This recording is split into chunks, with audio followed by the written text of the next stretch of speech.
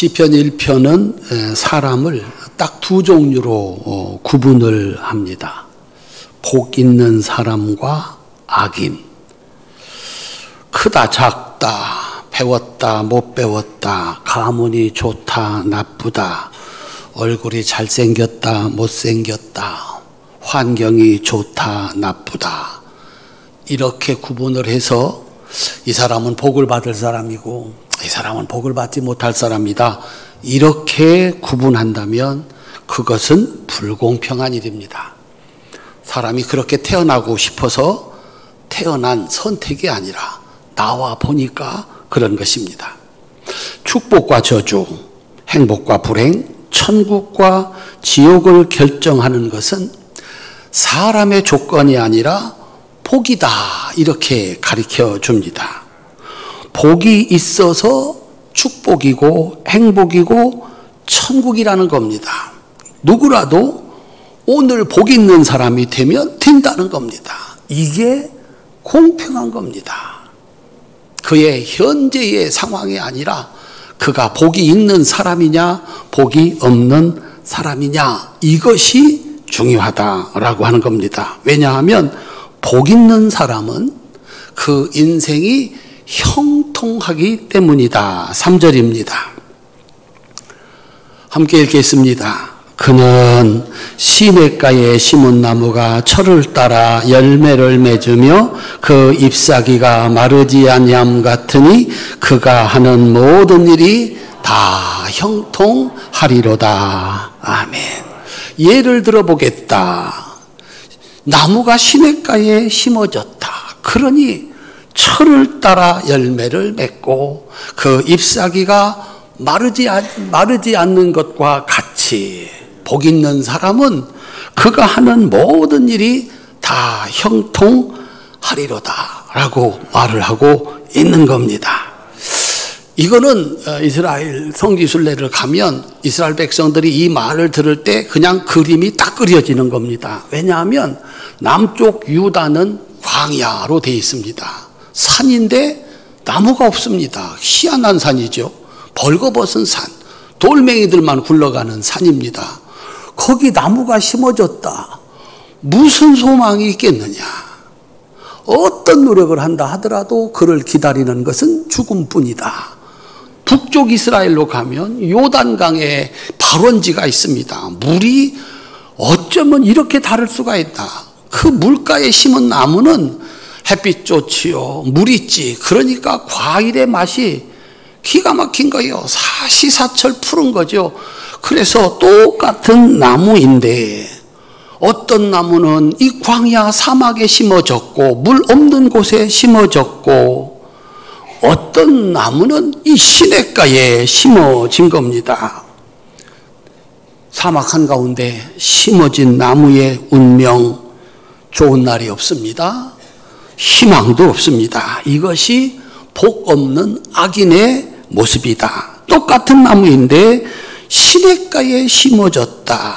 철을 따라 열매를 맺고 그 잎사귀가 마르지 않는 것처럼 시간은 그의 것이다.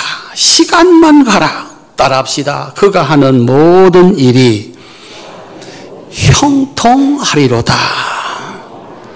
잘되고 잘되고 잘된다는 겁니다. 이게 복 있는 사람입니다.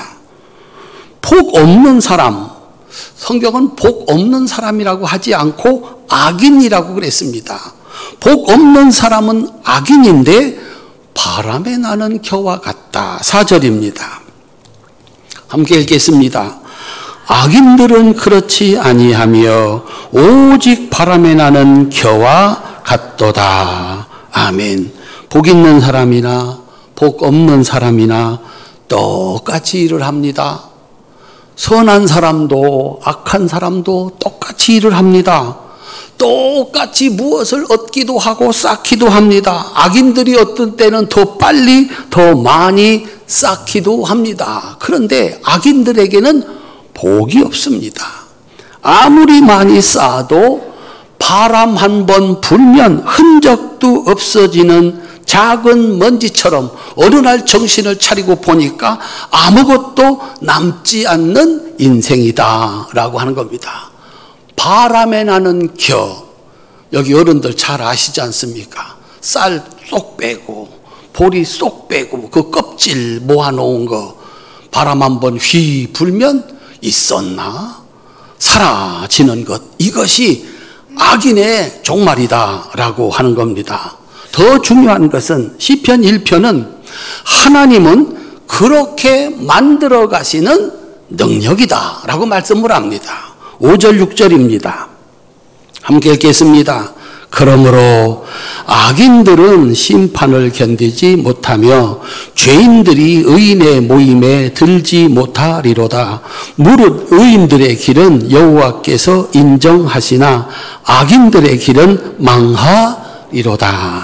아멘. 세상의 주인은 하나님이시고 하나님은 반드시 심판해서 악인과 의인을 나누시고 의인은 형통하게 하시며 악인은 마침내 망하게 하시는 분이시다. 세상의 심판은 이리저리 혹시 피할 수 있어도 하나님의 심판은 그 누구도 피하지 못한다. 한번 따라합시다. 나는 하나님을 믿습니다. 내가 하나님 말씀대로 살아서 하나님의 백성이고 하나님의 일을 하는 사람이다. 안 알아주면 어떡하나?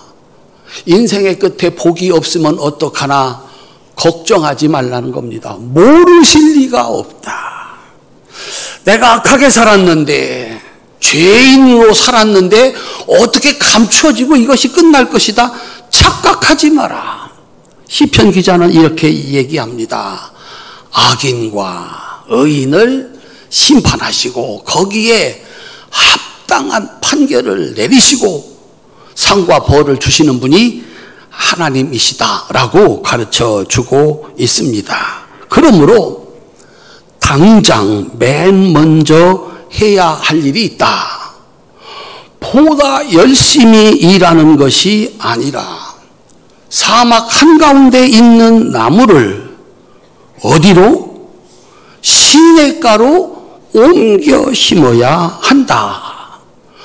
거기다 두고서는, 거기 있어서는 세월이 아무리 가고 노력을 아무리 해도 달라지는 게 없다.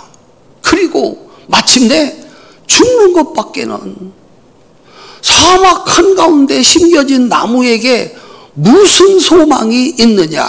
그러므로 우리가 먼저 해야 할 일은 그 나무를, 사막 한가운데 심겨진 나무를 시냇가로 옮겨 심는 것이 먼저 가장 급하게 해야 할 일이다 라고 하는 겁니다. 문제는 그 나무를 도대체 어떻게 옮겨 심는가, 누가 옮겨 심을 수 있는가 하는 것입니다. 이 3절에 나오는 시냇가에 심은 나무, 여기에서 심다라고 번역된 히브리어가 독특합니다. 누가 심었느냐? 유대인들이 하나님의 일하심을 표현할 때 쓰는 표현법, 신적 수동태라고 합니다. 수동태는 내가 아니라 그가 하는 겁니다. 내가 하는 것은 능동태라고 합니다. 그런데 이건 사람이 옮겨 심는 것이 아니라 누구만 옮겨 심을 수 있다? 하나님께서 옮겨 심으신다. 그런 뜻입니다. 원래 시냇가에 있던 나무가 아닙니다. 능동태, 스스로 걸어와서 시냇가에 있는 게 아닙니다. 나무가 그럴 수 없습니다. 그런데 어느 날 이 나무가 시냇가에 심겨진 것입니다. 아무것도 없는 마른 땅에 심겨진 나무. 조상들을 봐도 희망이 없어. 나를 봐도 희망이 없어. 미래를 봐도 희망이 없어. 뭐 있어야지. 재주도 능력도 없는 거죠. 환경도 없는 거예요. 그러니 기다리는 것은 죽음뿐이다 라고 하는 겁니다. 아무리 시간이 흘러도 잘 될 가능성이 어디에도 없었던 사람. 그가 어느 날 시냇가에 심겨진 나무가 되었다. 정말 복이 있는 것은 우리들은 그런 분의 후손입니다. 우리가 새벽기도 때마다 인사를 시킵니다. 어떻게 인사하는지 새벽에 나오시면 할 수가 있습니다. 이렇게 합니다. 옆에 있는 분하고 한번 인사합시다. 복 받으셨습니다. 큰 복을 받으셨습니다.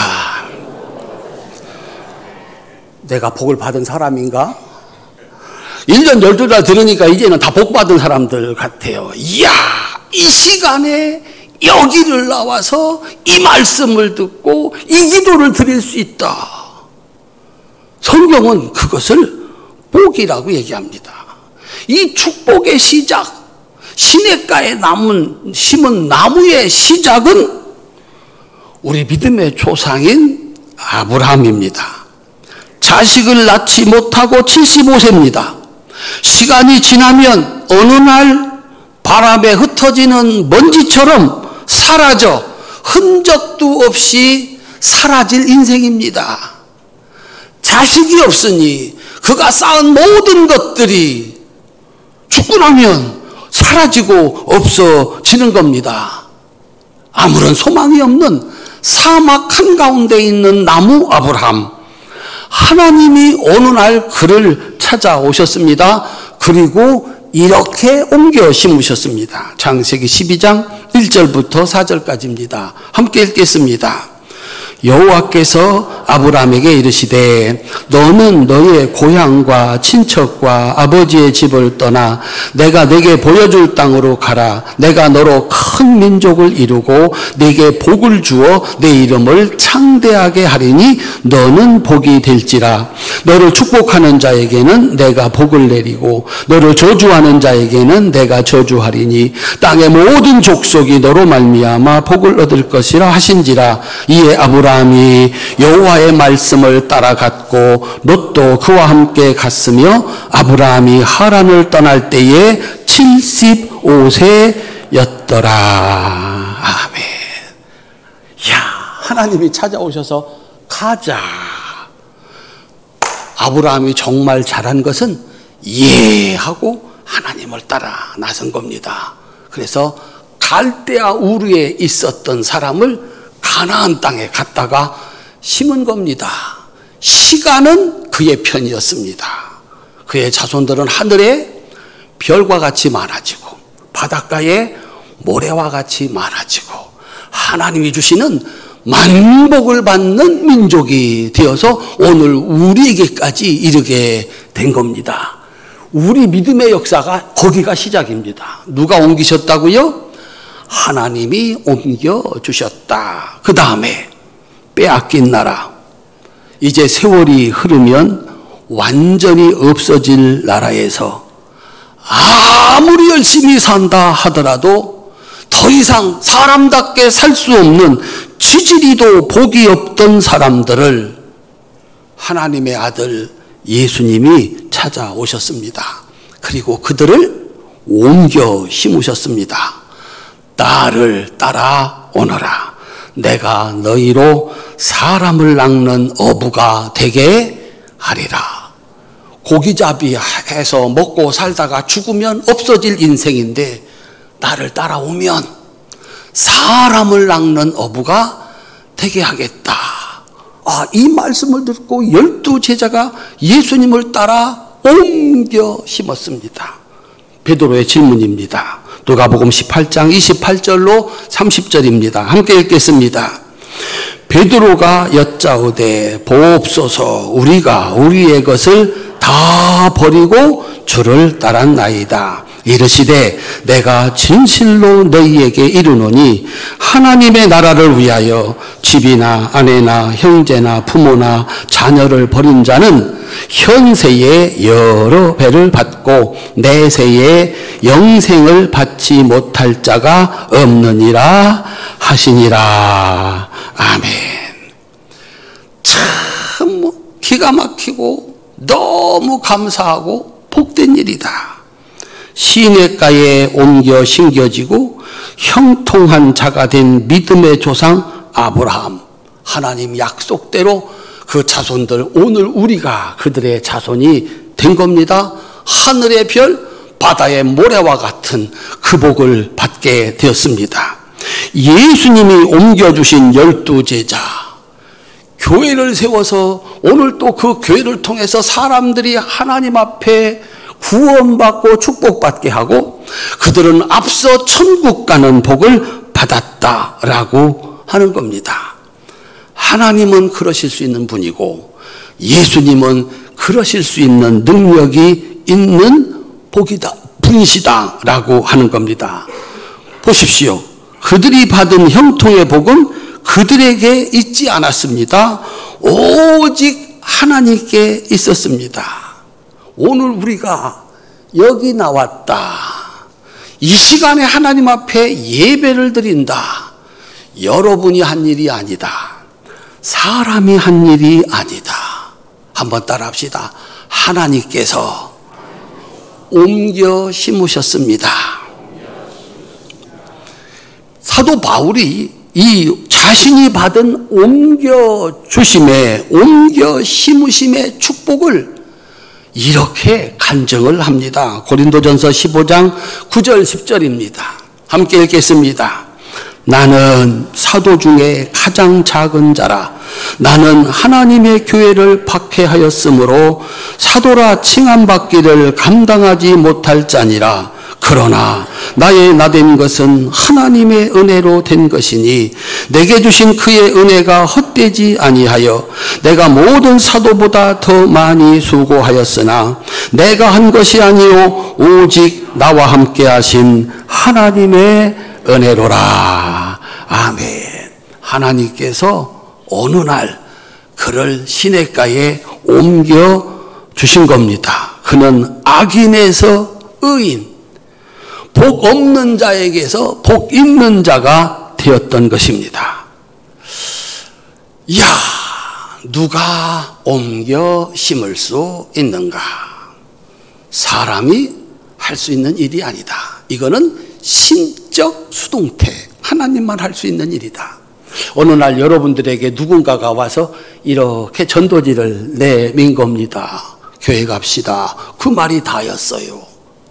그런데 내가 어떻게 걸어 들어와 교회에 정착을 하고 집사님이 되고 권사님이 되고 장로님이 되고 목사님이 되고, 따라합시다.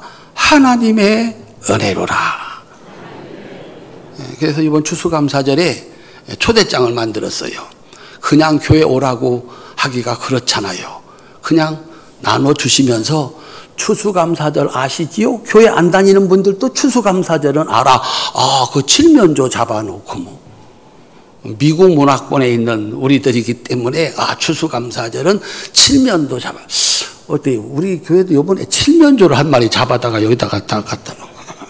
칠면조 잡아서 잔치하는 거를 이 추수감사절이라고 그래.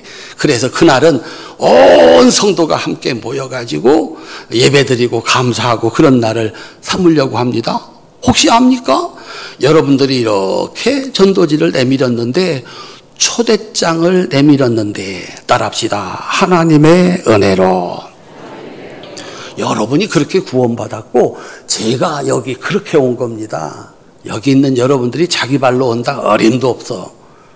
경상도에서 예수 믿는 건 성질이 보통 분들이 아니에요.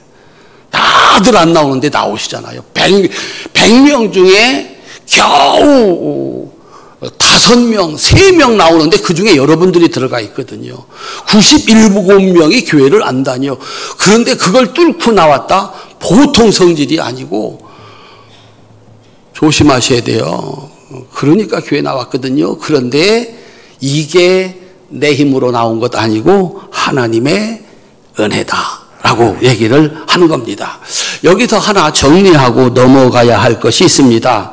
복 있는 의인과 복 없는 악인을 구분하는 기준입니다. 우리는 당연히 나는 복 있는 의인이라고 생각하잖아요. 아이고 저 사람은 복 없는 악인이야 이렇게 구분을 하지 않습니까? 뭘 보고 구분을 할까? 이야 저 사람은 좋은 일 많이 하고 사람이 착하고 이야 저 사람은 의로운 사람이야.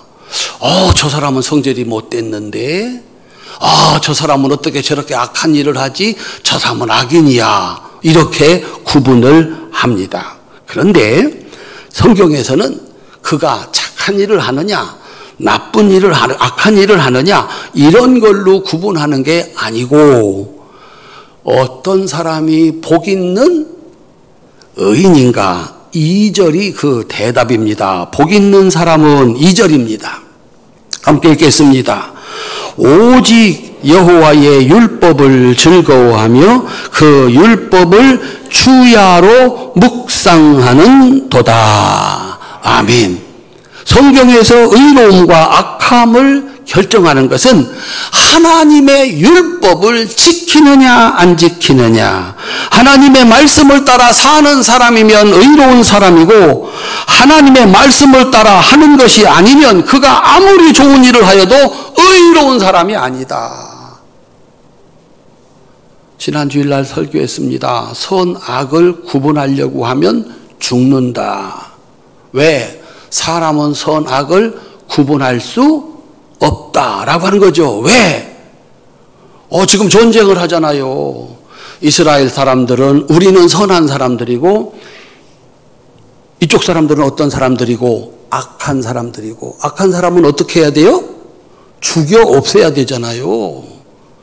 어떻게 사람이 그럴 수가 있습니까? 폭탄을 갖다가 완전히 도시 자체를 다 없애버리려고 하는 거예요. 누가 의인이요? 미국은 의롭고 일본은 악한가요?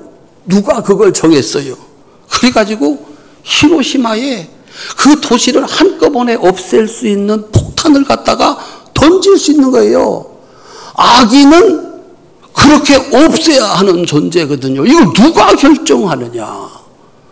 날 보고 옳다고 하면 의인, 날 보고 잘한다고 하면 착한 사람, 날 보고 잘못했다고 하는 사람은 악한 사람, 죽여 없애야. 그 세상이 이렇게 되는 거죠. 성경에서 의와 악을 구분하는 것은 하나님 말씀을 지키는 사람은 의로운 사람이고 하나님의 말씀을 지키지 않는 사람, 하나님을 모르는 사람은 악인이다. 이렇게 구분을 하는 겁니다. 그래서 이제 처음으로 돌아가서 1절은 하나님께서 시냇가에 옮겨 심은 나무, 복 있는 사람은 어떤 사람인가 라고 하는 것을 설명하는 겁니다. 우리 성도님들 선악을 구분하려고 하지 마세요. 저 사람 선한 사람이야, 저 사람 악한 사람이야. 그거 여러분 구분할 수 없어요. 그건 하나님이 하시는 거다. 우리가 해야 할 일은 1절입니다. 함께 읽겠습니다. 복 있는 사람은 악인들의 꾀를 따르지 아니하며 죄인들의 길에 서지 아니하며 오만한 자들의 자리에 앉지 아니하고. 복 있는 사람은 첫째, 악인들의 꾀를 따르지 않는다. 꾀가 뭡니까? 생각, 계획. 악인처럼 생각하지 않는다라고 하는 겁니다. 악인들은 무슨 생각을 해서 악인이라고 그랬죠? 하나님 없는 생각, 하나님이 빠진 생각. 그들 생각 속에 하나님이 없어. 오늘 우리는 당장 들었잖아요. 하나님은 보고 계시고 하나님은 심판하시고 그 심판을 하실 수 있는 능력을 가진 분이다. 그런데 악인들은 그들 생각 속에 하나님이 없는 거예요. 그래서 악인이다. 내가 지금까지 하나님 빼놓고 생각을 했다. 내 생각, 세상의 지혜. 그런데 이제부터 하나님의 말씀을 따라 생각하고 하나님의 말씀을 따라 계획을 세워서 살아간다. 이 사람이 복 있는 사람이다. 따라합시다. 생각이 바뀌었습니다. 내 생각과 세상의 지혜와 지식이 아니고 하나님의 말씀, 그 하나님을 생각하면서 그 말씀을 기억하면서 계획을 세우고 생각을 하고 살아간다. 두 번째, 죄인들의 길에 서지 않는다. 따라합시다. 죄인들의 길. 죄인들이 다니는 길이 있다. 죄인들의 행동입니다. 행동. 죄인들이 다닌다. 왜 사람이 죄인이 될까요? 어떻게 하면 사람이 죄인이 됩니까? 그가 아무리 많이 배웠어도, 아무리 얼굴이 외모가 아름다워도, 아무리 큰 부자라도, 아무리 높은 지위에 있는 사람이라도 언제 죄인이 됩니까? 법을 어기는 순간, 법을 어기는 순간 바람에 나는 겨가 되는 거죠. 그가 가지고 있는 모든 것이 아무 소용이 없어요. 대통령도요, 법을 어겼다 그러면 죄인이 되는 거예요. 그 유명한 학자도, 사람들이 존경하는 예술계의 대부도 죄를 짓는 순간 죄인이 되는 겁니다. 이 죄인들의 행동, 이 사람들은 법이 없습니다. 그래서 죄인입니다. 하나님의 법도 없고 세상의 법도 없습니다. 그저 돈이 된다면, 높은 자리에 올라갈 수 있다면 뭐든지 하는 거죠. 혹시 우리가 살아가는 시대가 아닌가? 내가 옛날에는 그렇게 살았다. 이제는 하나님의 법을, 세상의 법을 지키며 산다. 바뀐 겁니다. 따라합시다. 나는 법을 지키며 사는 사람입니다. 이 사람의 인생이 형통하게 되고 복이 되는 겁니다. 세 번째, 오만한 자의 자리에 앉지 않는다. 따라합시다. 오만한 자의 자리. 오만이 뭘까요? 오만의 다른 이름이 교만과 거만입니다. 잠언 16장 18절입니다. 함께 읽겠습니다. 교만은 패망의 선봉이요 거만한 마음은 넘어짐의 앞잡이니라. 아멘. 이 오만의 다른 이름 교만과 거만은 사람의 행동을 일으키는 마음입니다. 마음. 오만, 교만, 거만 뭘까요? 내가 최고다. 맨 높은 자리에 올라 앉아 있다라고 하는 것이죠. 자기가 최고라고 생각하는 마음입니다. 부모님도 나만 못해. 그래서 부모님 말을 들어본 적이 없어. 세상에 선생들을 많이 만났는데, 뭐 초등학교, 중학교, 고등학교 선생님들이 나만 못해. 정말 대단한 사람입니다. 누구의 말도 들어본 적이 없어. 잘못했다 판단하고 심판하는 자리에 있었습니다. 정말 어때요? 훌륭한 사람이요. 그런 사람이 있을 수가 있다라고 하는 거죠. 문제는 하나님 말씀도 듣지 않는다는 겁니다. 사람의 말을 안 듣는 것은 이해를 한다. 정말 잘난 사람이 있잖아요. 자식이라고 해서 부모보다 못한 사람 아닙니다.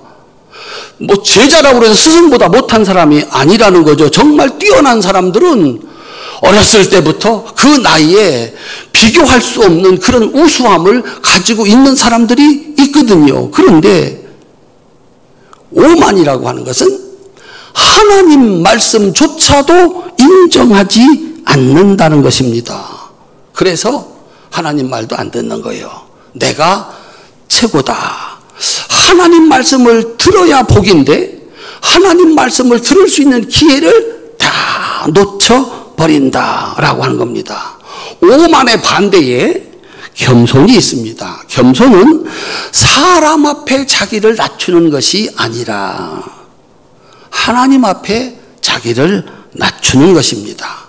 하나님 말씀을 듣는 겁니다. 따라합시다. 내 부모를 공경하라. 부모님이 잘나서가 아니고 부모님이 뭘 해주서가 아니고 하나님이 말씀하셨어. 부모님을 공경해라. 그러면 내가 땅에서 잘되고 오래 살 것이다. 비슷한 것 같은데 다른 말이 있습니다. 내 부모를 주 안에서 순종하라. 부모님 말씀을 들어야 되는데 이거는 부모님이 말씀했다고 그래가지고 무조건 따라하는 거 아닙니다. 따라합시다. 주 안에서. 부모님 위에 누가 계시다? 하나님이 계시다. 하나님 아버지가 계시다. 부모님이 교회 가지 말라고 한다고 그래서 교회를 안 간다고 하면 저주받을 일이고 망할 일입니다.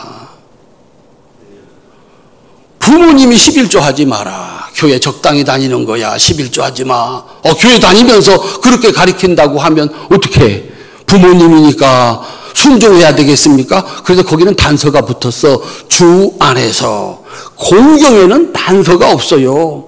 부모님이 잘하셨건 잘못하셨건 너를 이 땅에 오게 하신 분 아니냐. 늙어 힘이 없을 때 네가 그를 공경, 먹을 것을, 입을 것을 제공해야 된다. 이렇게 말씀한 거예요. 오만한 사람은요, 이 하나님 말씀을 듣지 않는다. 그래서 이 복 있는 사람을 만드는 것이 2절에 나옵니다. 함께 읽겠습니다. 오직 여호와의 율법을 즐거워하여 그 율법을 주야로 묵상하는 도다. 따라합시다. 복 있는 사람은 오직. 잘했어요. 그만하세요. 오직 최고로 여호와의 율법, 다른 것은 즐겁지가 않아. 그런데 여호와의 율법, 하나님 말씀이 너무 좋은 거예요. 그 말씀을 지키는 게 너무 좋은 거예요. 두 번째는 그 하나님의 말씀을 주야로 24시간 묵상하는 사람이다. 이렇게 해서 복 있는 사람이 된다. 악인의 꾀, 악인처럼 생각하지 않고 죄인처럼 행동하지 않고 오만한 자의 자리에 앉지 않고 오직 여호와의 율법을 즐거워하고 하나님의 그의 율법을 주야로 묵상하는 사람, 이 사람이 옮겨 심은 사람, 복 있는 사람이다. 이제 진단할 수 있습니다. 한번 따라합시다. 나는 복 있는 사람인가? 한 번 더, 앞으로 잘되고 잘될 사람인가? 이제 진단합니다. 첫 번째, 나는 하나님의 율법, 하나님이 하라고 하는 것을 하는 게 너무 좋아. 얼마나 좋아? 그 정도 좋아서는 안 돼. 너무 좋아. 하나님이 하라고, 하나님이 시키는 게 너무 좋은 거야. 교회 오는 게 나는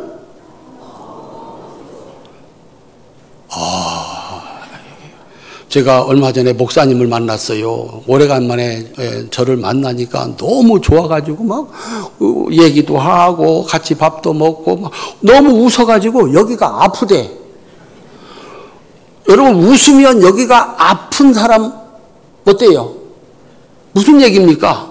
이 근육을 안 썼다는 거예요. 그 교회에 와서 웃어본 적이 없는 거예요. 오래간만에 마음에 드는 형님 목사님 만나서 이런 얘기 밥하고 너무 좋아서 웃는데 이게 아프대. 너무 안 웃다가 웃으니까. 이야, 세상에 그런 경우가 있어. 남들은 다 웃고 박수치고 아멘 하는데 앞자리에 딱 앉아가지고 끝내 아멘도 안 하고 웃지도 안 하고 박수도 안 쳐. 우리 사랑하는 성도님들, 성경의 가르침을 따라 사는 게 너무 즐거운 사람은 복 있는 사람이요. 교회 가는 게 너무 좋아. 기도하는 게 너무 좋아. 봉사하는 게 너무 좋아. 헌금하는 게 너무 좋아. 전도하는 게 너무 좋아. 복 받은 사람이에요. 이게 안 됩니까? 안 되면 아니 내가 직원을 이렇게 데려다가 아르바이트를 시키는데 얘가 그거 얼마도 받지 않으면서 와가지고 왔다 갔다 하면서 막 웃고 어있어 막 쓸고 닦고 그 아이 복 받을까 안 받을까? 사장님이 월급 올려줄까 안 올려줄까? 이야, 야, 저 사람 돈 벌어주는 사람이다. 그런 분이 있거든요. 와, 들어갔는데 얼굴이 무슨, 뭐 싸우자고 달려드는 사람, 웃기는 무슨, 되겠습니까? 그 사람 복 받겠습니까? 거기서 돈 벌어 먹겠습니까? 조그마한 가게를 차렸는데 손님 하나 들어오면 들어오기 전에 다 이 아이 내 일터고 오시는 손님은 내 밥줄이고 뭐 손님은 왕이고 방실방 그 되겠습니까? 안 되겠습니까? 되지요. 인상 팍 한 명 와서 무슨 돈이 되나 떼거지로 몰려와야 되는데 가겠습니까? 복 있는 사람은요 여호와의 율법을 즐거워하는 사람이에요. 여러분이 모르겠습니까? 제가 모르겠습니까? 야, 저 사람 신자 되겠다. 하나님이 복 주시겠다. 교회 와가지고 방실방실 웃으면서 억지로 하려면 안 하시는 게 좋아요. 그렇게 교회를 그렇게 하는 거 아니에요. 거기 복 없어요. 여기 있잖아요. 복 있는 사람은 오직 여호와의 율법을 즐거워하며 어떤 사람은 여행하는 게 좋고요. 어떤 사람은 음식 먹는 게 좋고요. 어떤 사람은 돈 버는 게 좋고요. 어떤 사람은 노는 게 너무 좋은 거야. 그렇게 가는 거예요. 여러분들은 교회 나오셨잖아요. 그래서 제가 그렇게 인사를 시키는 거예요. 복 있는 분이라고 큰 복을 받았다고. 자기가 즐거워하는 곳에서 사는 거예요. 여기 못 살겠다. 산으로 가는 거예요. 바다로 가는 거예요. 나 좋은 곳에서 사는 거예요. 교회 와서 너무 좋아. 그 사람 복 있는 사람인 줄로 믿으시기를 바랍니다. 두 번째 따라합시다. 그의 율법을 주야로 묵상하는도다. 묵상이 뭡니까? 생각하고 주야 24시간을 생각하고 또 생각해서 마침내 내가 오늘 들은 말씀을 실천하는 거예요. 이걸 적용이라고 그래. 오늘 목사님께서 말씀하시기를 사랑한다고 말해라. 고맙다고 말해라. 미안하다고 말해라. 한번 따라합시다. 웃어줘라. 말씀 들었잖아요. 들었으면 어떻게 해야 돼? 묵상. 이걸 안 해요? 복 없어. 듣고서 저기 나가면서 다 잊어버리면 하나님의 말씀이 이게 우리의 축복인데 듣고 나서 다 잊어버렸어요. 그러면 복 없어. 거기는 복이 없어. 들었어요. 어느 때 어느 순간에 내가 사랑한다고 말해야 될까, 고맙다고 말해야 될까, 웃어줘야 될까 생각하다가 이때다 하고 딱 웃으려고 봤더니 그 얼굴 보고서는 못 웃겠다. 왜? 오늘 아침 싸고 나갔잖아요. 못 웃겠다. 못 웃었어요. 끝난 거야. 아무런 일도 일어나지 않아. 내가 잘못했어. 내가 잘못 생각해서 미안해. 목사님 미안하다고 했거든. 뭐 사람이 다 잘하느냐? 늘 잘하느냐? 아니잖아요. 잘못할 수 있어. 미안해. 내가 실수했네. 어느 아침에 할까? 밥 먹고서 할까? 자기 전에 할까? 하다가 기회를 딱 잡아서 얼굴 딱 보고 미안하게 됐어 라고 얼굴을 보니까 도저히 못하겠어. 안 해요? 없어. 그러면 열매는 없어. 들은 것 소용이 없다라고 하는 거예요. 우리 사랑하는 성도님들, 복 있는 사람이 어떤 사람이냐? 타고나는 거 아니야. 나는 오늘부터 여호와의 율법을 즐거워할 거야. 하나님의 말씀을 지키면서 살 거야. 이걸 누가 하신다고요? 하나님이 하시는 일이야.